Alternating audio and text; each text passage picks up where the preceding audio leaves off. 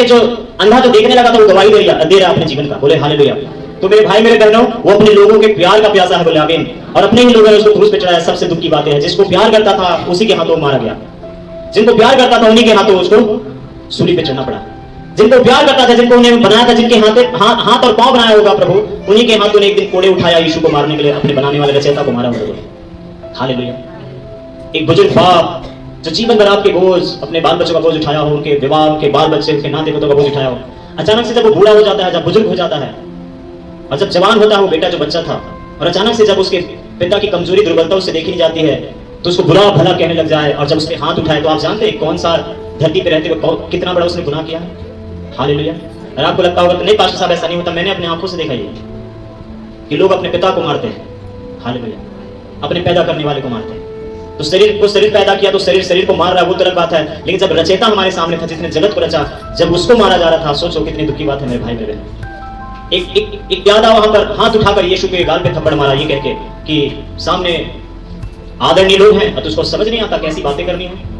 यीशु को थप्पड़ पे मारा। यीशु को बात करने का तमीज सिखा रहा है वो छोटा सा अदना सा एक सिपाही जो दुनिया को बुद्धि और समझ दे रहा है, आदर और रिस्पेक्ट सिखा रहा है, उसको वो सिपाही सिखा रहा वहां पर एक थप्पड़ मारकर।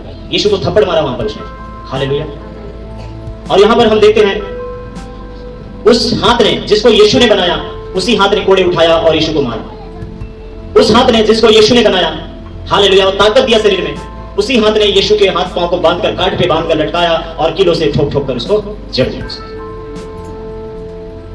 तो ये धरती पे सबसे बड़ा दुख भरा एक घटना है धरती पर। धरती के लोगों के लिए शर्मिंदगी का बात है, लेकिन फिर भी इसको हम नहीं समझ पाते। हम जगत के लोगों को सचमुच शर्मिंदा होना चाहिए, घुटने पर आकर रो रो कर अपनी गलतियों के लिए क्षमा मांगना चाहिए। मानो एक जवान बेटे ने एक बुजुर्ग बाप पे हाथ उठाया है, जैसा गुनाह किया, उसकी मासूमियत, उसकी दुर्बलता, उसकी कमजोरी का हमने क्या किया, नाजायज फायदा उठाया, उसको मारा पीटा, उसकी नम्रता का, उसका दीनता में बाइबल कहता है उसका न्याय नहीं हो पाया। लिखा है ना, उसकी निर्बलता, उसकी दीनता में उसका न्याय नहीं हो पाया।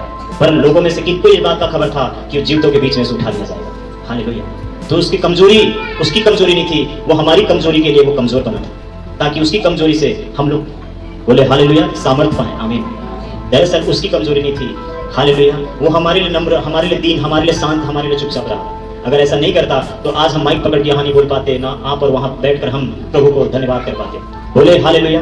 तो उस महान पिता को हमेशा आदर के रूप में देखें, अपने जीवन में पहला स्थान दीजिए। वो किसी और बात का प्यासा नहीं है, आपसे कुछ नहीं मांगता। एक बाप को संतान कभी भी कुछ नहीं दे सकता सिवाय खुशी के। अगर आप ये दे सकते हैं तो बहुत है, आपसे उसको कुछ नहीं चाहिए।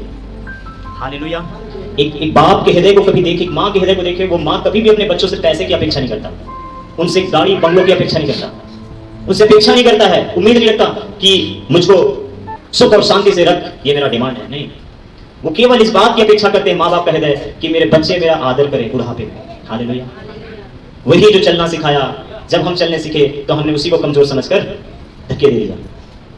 तो मेरे भाइयों मेरे बहनों, मैं फिर से कहूंगा, क्रूस लव स्टोरी है। अगर प्रेम की बातें हमको समझ आ रही है तो बोले आमीन। हालेलुया। बोले यीशु मसीह की।